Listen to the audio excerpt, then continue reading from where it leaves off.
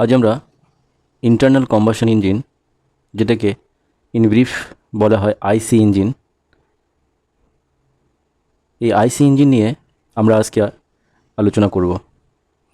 Internal combustion engine in brief এটাকে বলা হয় আইসি ইঞ্জিন। এটা নিয়ে আমরা ডিটেল স্টাডি করার আগে আমাদের ভীষণভাবে জেনে নেওয়া দরকার ইঞ্জিনটা কি। It means what is engine. Hit engine হচ্ছে এমন একটা ডিভাইস যেটা কি করে হিট এনার্জি মেকানিক্যাল এনার্জিতে কনভার্ট করে। হিট ইঞ্জিনটা কি? Hit engine is a device which convert hit energy into mechanical energy. মানে হিট ইঞ্জিন হচ্ছে এমন একটা ডিভাইস যেটা ব্যবহার করা হয় কি হিট এনার্জিকে মেকানিক্যাল এনার্জিতে কনভার্ট করার জন্য। এই হিট এনার্জিটা কীভাবে প্রডিউস হয়? হিট এনার্জিটা প্রডিউস হয় ফুয়েল কম্বাশনের ফলে। অর্থাৎ আমরা কি বলতে পারি, হিট ইঞ্জিন এমন একটা ইঞ্জিন যেখানে কোনো কিছু কম্বাশন করার পর সেই কম্বাশনটা কার হতে পারে? ফুয়েলের হতে পারে, কয়লার হতে পারে, ঠিক আছে। এবং সেখান থেকে যে হিটটা উৎপন্ন হয় সেই হিট দিয়ে কি মেকানিক্যাল এনার্জি প্রডিউস করা হয়, that is hit engine. Hit engine ক প্রকারের হয়? হিট ইঞ্জিন হয় দুই প্রকারের, ঠিক আছে। This is the classification of heat engine. তো এখান থেকে আমরা দেখতে পাচ্ছি হিট ইঞ্জিন ক প্রকারের হয়। হিট ইঞ্জিন দু প্রকারের। ফার্স্ট ওয়ান কি internal combustion engine and second one is external combustion engine. এইখানে দুটো জিনিস আমরা দেখতে পাচ্ছি, একটা হচ্ছে কি ইন্টারনাল আর এটা হচ্ছে এক্সটার্নাল। আর কমন জিনিস কি দেখতে পাচ্ছি? কম্বাশন। অর্থাৎ দু প্রকার ইঞ্জিনের ক্ষেত্রে মেইন জিনিসটা কমন যেটা সেটা হচ্ছে কম্বাশন, কিন্তু একটার ক্ষেত্রে দেখা যাচ্ছে কি ইন্টারনাল আর একটার ক্ষেত্রে এক্সটার্নাল। অর্থাৎ আমরা তাহলে কি বলতে পারি, একটু আগে আমরা জানলাম যে হিট ইঞ্জিনটা হচ্ছে কি mechanical energy conversion of heat energy, অর্থাৎ হিট এনার্জি মেকানিক্যাল এনার্জিতে কনভার্ট হচ্ছে। তাহলে ক্লাসিফিকেশনে দেখতে পাচ্ছি ইন্টারনাল কম্বাশন আর হচ্ছে এক্সটার্নাল কম্বাশন। অর্থাৎ ইন্টারনাল কম্বাশন ইঞ্জিন বলতে, অর্থাৎ আইসি ইঞ্জিন বলতে আমরা সেই ইঞ্জিনকে বোঝাই যে ইঞ্জিনের কি কম্বাশন অফ ফুয়েল যেটা ইঞ্জিন সিলিন্ডারের ভিতরে হয়, অর্থাৎ ইঞ্জিনের inside the cylinder, combustion of fuel happening inside the cylinder, ঠিক আছে।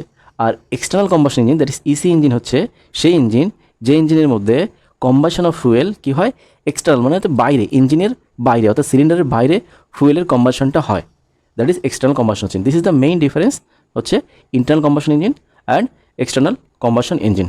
আমরা দেখতে পাচ্ছি কি ডেফিনেশনটা কি আইসি ইঞ্জিনের ডেফিনেশন কি, যে হোয়ার কম্বাশন অফ ফুয়েল, এই ফুয়েলটা কী হতে পারে? ডিজেল হতে পারে, পেট্রোল হতে পারে, গ্যাস হতে পারে, which with air takes place inside the engine cylinder. Simple definition, okay. তো এখান থেকে আইসি ইঞ্জিনের আর এক্সটার্নাল কম্বাশন ইঞ্জিনের ডেফিনেশনটা তোমরা দেখতে পাচ্ছ, যেটা আমরা একটু আগে বাংলায় বললাম সেটা এখানে ইংরেজিতে দেওয়া আছে। আইসি ইঞ্জিনের উদাহরণ কী দেওয়া আছে? আইসি ইঞ্জিনের উদাহরণ দেওয়া আছে কি petrol engine, diesel engine, this are the internal combustion engine বা আইসি ইঞ্জিন। আর এক্সটার্নাল কম্বাশন ইঞ্জিনটা কি? যেমন টারবাইন ইঞ্জিন, ঠিক আছে, বা লোকোমোটিভ ইঞ্জিন, অর্থাৎ যে ইঞ্জিনটা ট্রেনের যে ইঞ্জিন স্টিম দিয়ে চলে, ঠিক আছে, turbine engine, locomotive engine, this are the external combustion engine. Got it? Next আমরা দেখে নেব যে ইন্টারনাল কম্বাশন ইঞ্জিনের মধ্যে কী কী কম্পোনেন্ট থাকে, যেটাকে বলা হচ্ছে আইসি ইঞ্জিন টার্মিনোলজি। তো এই আইসি ইঞ্জিন টার্মিনোলজি এগুলো সম্বন্ধে আলোচনা করার আগে আমরা একটা ডায়াগ্রামের মধ্যে ইন্টারনাল কম্বাশন ইঞ্জিনের একটা সেকশনাল ডায়াগ্রাম, অর্থাৎ একটা ইঞ্জিনের মধ্যে তো অনেক কিছু কম্পোনেন্ট থাকে, তো সেই ইঞ্জিনটাকে যদি আমরা ফুল সেকশনাল ভিউ নিয়ে আমরা দেখি তাহলে সেটা দেখতে কীরকম হবে আমরা একটু দেখছি, ওকে।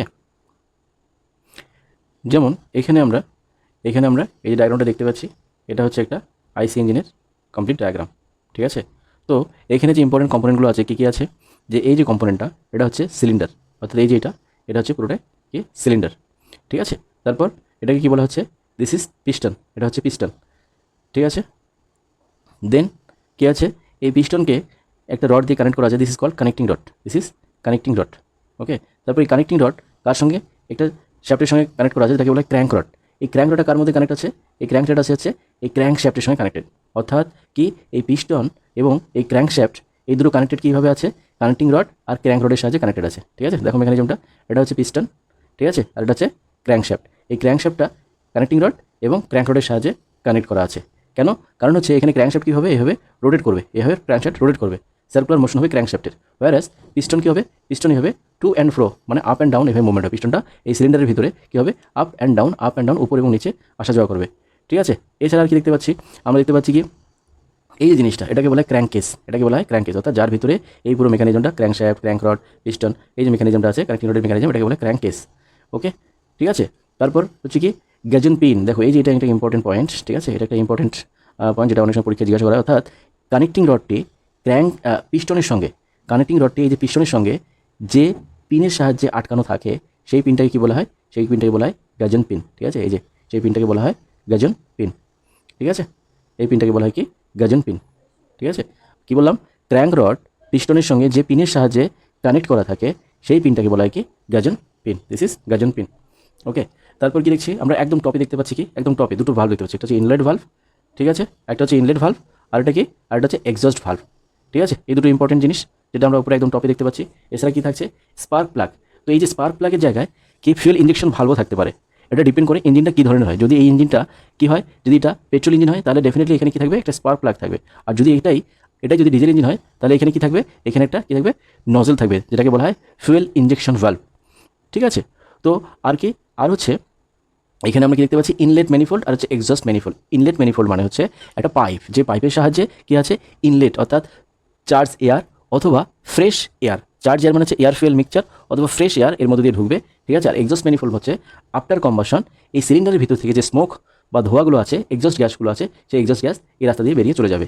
সো এই হচ্ছে মোটামুটি টপ মোস্ট কমন পার্টস বা কমন ইন সিলিন্ডার হয় এই যেটা। ওকে, তো এই যে ভিতরে যে ইনার যে ডায়ামিটারটা, এটাকে বলা হয় বোর, ঠিক আছে, এটাকে কী দিয়ে বলা হয়, দিস ইজ বোর। এই যে ইনার ডায়ামিটার এটাকে বলা হয় bore. Okay, this is bore. ঠিক আছে, এটাকে বলা হয় বোর ডায়া, ঠিক আছে। তো inside diameter of the cylinder is called কি, inside diameter of the cylinder is called কি, বোর, ঠিক আছে, এই যে বোর। তারপর কি টপ ডেড সেন্টার, এখানে কি বলেছে ইংরেজিতে, the extreme position of reached by the piston at the top of the cylinder is called top dead centre. আর কি আছে, এটাকে বলা হয় শর্ট ফর্মে কি বলা হয়, টপ ডেড সেন্টার কি বলা হয়, টিডিসি, ঠিক আছে, এই যে টপ ডেড সেন্টার মানে হচ্ছে টিডিসি।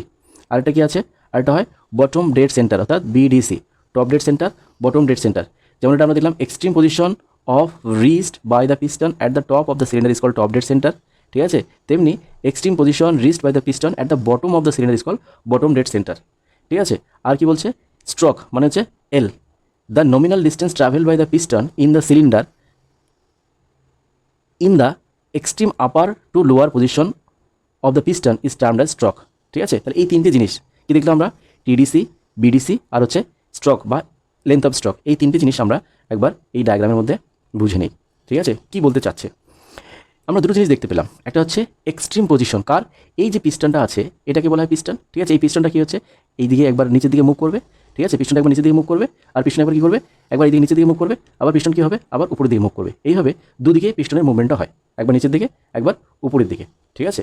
তো বলছে যে যখন পিস্টন এক্সট্রিম টপ পজিশনে যাবে, অর্থাৎ ঠিক এই জায়গাটায়, ঠিক আছে, পিস্টন এই জায়গাটায় আসবে, এরপরে আর পিস্টন যাবে না, অর্থাৎ এক্সট্রিম টপ পজিশনে যাবে, তখন সেটাকে বলা হয় টপ ডেড সেন্টার, ক্লিয়ার।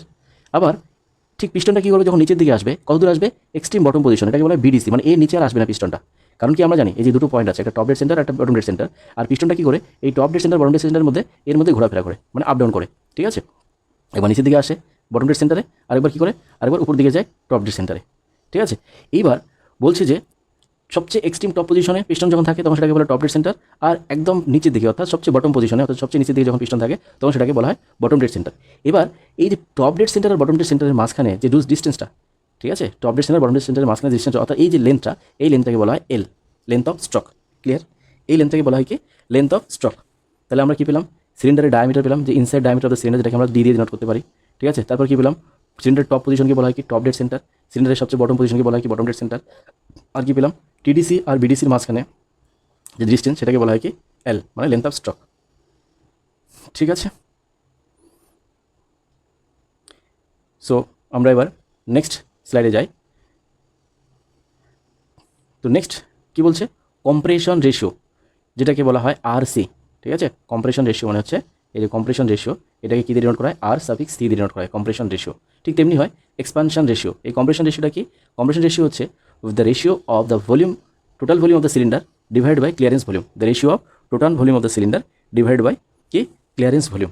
এবার সিলিন্ডার ভলিউম, এবার যেটা আলোচনা আসবে সেটা হচ্ছে সিলিন্ডার ভলিউম। তাহলে সিলিন্ডার ভলিউমটা কি, এখানে তিন ধরনের ভলিউম আছে, ওকে, এখানে তিন ধরনের ভলিউমের কথা বলা আছে, একটা হচ্ছে সিলিন্ডার ভলিউম, একটা হচ্ছে সোয়েড ভলিউম, আর একটা হচ্ছে ক্লিয়ারেন্স ভলিউম। তো আমরা দেখি নিই সিলিন্ডার ভলিউম। এই সিলিন্ডার ভলিউম কি বলা হয়, ভি, আর সোয়েট ভলিউমকে কী বলা হয় ভি সাফিক্স এক্স, ঠিক আছে। আর ক্লিয়ারেন্স ভলিউমকে কী বলা হয়, ক্লিয়ারেন্স ভলিউমকে বলা হয় ভি সাফিক্স সি।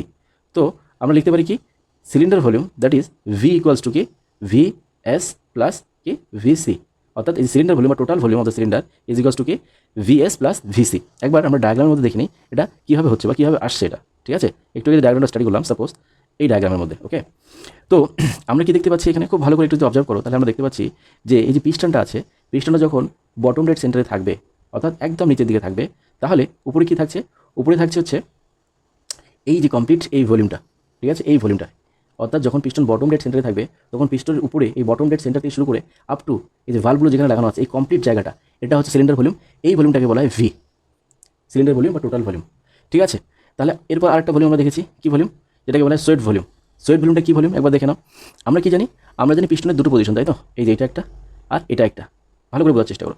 তাহলে এই যেটুকু আছে অর্থাৎ টিডিসি বিডিসির মাঝখানে সিলিন্ডারের ভিতরে যে ভলিউমটা, এই ভলিউমটাকে বলা হয় কি ভিএস সোয়েট ভলিউম, ঠিক আছে। তাহলে এই ভলিউমটাকে বলা হয় ভিএস সোয়েট ভলিউম। এইবার আসো কি ক্লিয়ারেন্স ভলিউমটা কী জিনিস, তাহলে আমরা দেখছি এই টিডিসির উপরেও একটু ফাঁকা জায়গা থেকে যাচ্ছে, তাই না। টিডিসির উপরেও একটা ফাঁকা অংশ থেকে যাচ্ছে, এই যে ফাঁকা অংশটা, এই ফাঁকা অংশটাতে কিন্তু কি থাকে, এয়ার ফিউয়েল মিক্সচার কম্প্রেসড অবস্থায় থাকে বা এখানে এয়ার থেকে যায়, অর্থাৎ একটা ক্লিয়ারেন্স স্পেস থাকে, যে স্পেসটা কিছু না কিছু দিয়ে ভর্তি থাকে, সেটা কি বলা হচ্ছে ক্লিয়ারেন্স ভলিউম। এইটাকে বলা হয় ক্লিয়ারেন্স ভলিউম। অর্থাৎ যখন পিস্টনটা টপ ডেড সেন্টারে থাকে, টপ ডেড সেন্টারের উপরে যে ফাঁকা জায়গাটা, যে ক্লিয়ারেন্সটা থাকে, অর্থাৎ সেই ক্লিয়ারেন্স স্পেসটার যে volume that is called clearance volume. সেই কারণে কি এই টোটাল ভলিউমটাকে বলা হয়, এই টোটাল ভলিউম অর্থাৎ ভি ইকুয়ালস টু ঠিক আছে। সেই কারণে কি হচ্ছে, এই যে টোটাল ভলিউমটা যার মধ্যে কি ভি দিয়ে ডিনোট করা যেটাকে, সেই ভি ইকুয়ালস টু কি ভিএস প্লাস আমরা ভিসি কনসিডার করতে পারি বা করেছি। তাহলে বোঝা গেল সিলিন্ডার ভলিউম বা total volume equals to VC plus VS কী কারণে হলো, ঠিক আছে। তো এটাই হচ্ছে মেইন রিজন। এখানে দেখো আরেকটা জিনিস, এখানে যেমন আরেকটা জিনিস, আমরা এই ভিএসটাকে ম্যাথামেটিক্যালি ক্যালকুলেশন করতে পারি কীরকমভাবে। আমরা কি জানি টিডিসি আর বিডিসির মাঝে ডিস্টেন্স কত, টিডিসি আর বিডিসির মাঝে ডিস্টেন্সটাকে আমরা যে এল দিয়ে ডিনোট করেছি। আর কি দেখতে পেয়েছি আমরা, আর দেখতে পেয়েছি এই যে inside dia of the cylinder, কত পেয়েছি আমরা, inside dia of the cylinder পেয়েছি আমরা কি ডি। তাহলে আমরা কি পেলাম, এই যে সিলিন্ডারটা অর্থাৎ টিডিসি আর বিডিসির ভিতরে এটা কি, এটা একটা সিলিন্ডার। তো সিলিন্ডার কী পেলাম আমরা, লেন্থ পেলাম, সিলিন্ডার আমরা কী পেলাম, লেন্থ পেলাম, আর সিলিন্ডার কী পেলাম আমরা, ডায়ামিটার পেলাম। তাহলে সিলিন্ডারের ভলিউম অর্থাৎ আমরা এই যে ইনসাইড ডায়ামিটার পেলাম, ইনসাইড ডায়ামিটার এই সিলিন্ডারটার লেন্থটা পেলাম। তাহলে আমরা কি ভলিউম ইকুয়ালস টু আমরা কি লিখতে পারি না, যে এই যে ভলিউমটা, এই ভলিউমের ফর্মুলা কী হবে, এর ভলিউম, ঠিক আছে। অর্থাৎ এই যে সিলিন্ডারটা আছে যার ডায়ামিটার ডি, ঠিক আছে, যার লেন্থ অফ দ্য সিলিন্ডার কি এল পেলাম, তাহলে এর ভলিউম কী হবে ভি ইকুয়ালস টু, মানে এটা তো sweat volume, V equals to কি π/4 ডি স্কোয়ার কি এল হবে না, ঠিক আছে, π/4 ডি স্কোয়ার এল। অর্থাৎ আমরা এখান থেকে কী পেলাম, এখান থেকে আমরা এই ফর্মুলাটাই পেলাম যে ভলিউম অফ দ্য সিলিন্ডার অর্থাৎ স্ট্রোক ভলিউম ইকুয়ালস টু কি π/4 ইন্টু কি D square into L. This is the formula of swept volume, this is the formula of swept volume V suffix S এর ফর্মুলা আমরা পেলাম π/4 D square into L. Okay, so তাহলে এই তিনটে জিনিস clear হয়ে গেল, cylinder volume, swept volume and কি cylinder volume, swept volume and clearance volume, তিনটে জিনিস ক্লিয়ার হয়ে গেল। নেক্সট এখানে আরও সুন্দরভাবে এই ডায়াগ্রামের মধ্যে বোঝানো হয়েছে যে কি, এই ডায়াগ্রামের মধ্যে আরও সুন্দরভাবে বোঝানো হয়েছে প্রত্যেকটা কম্পোনেন্ট, যে যেমন এখানে বলেছে দেখো এটাকে বলা হয় ক্র্যাঙ্ক শ্যাফট, মানে এখানে পুরো ক্র্যাঙ্ক মেকানিজমটা বলেছে, ঠিক আছে। এটা হচ্ছে ক্র্যাঙ্ক রড, সরি এটা হচ্ছে কানেক্টিং রড, ঠিক আছে। আর এই পিস্টনটা যে উপর নিচে আপ ডাউন করে, তাই জন্য এটাকে বলা হয় রেসিপ্রোকেট করছে, উপর নিচে আপ ডাউন করছে, ঠিক আছে।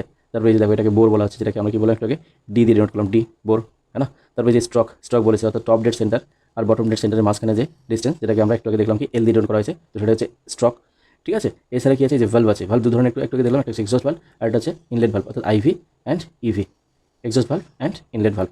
আর কি থাকছে, আর থাকছে হচ্ছে spark plug or fuel injector. যে বললাম যদি আইসি ইঞ্জিন পেট্রোল ইঞ্জিন হয় তাহলে কি থাকবে, স্পার্ক প্লাগ থাকবে, আর যদি ডিজেল ইঞ্জিন হয় তাহলে ফুয়েল ইঞ্জেক্টর থাকবে, ঠিক আছে। এই জিনিসটা ডিজেল ইঞ্জিন পেট্রোল ইঞ্জিনের মধ্যে ডিফারেন্সটা কি, এটা যখন আমরা নেক্সট ক্লাসে আমরা যখন comparison between diesel engine and petrol engine করবো তখন সেখানে আমরা দেখতে পাবো, ওকে, ঠিক আছে।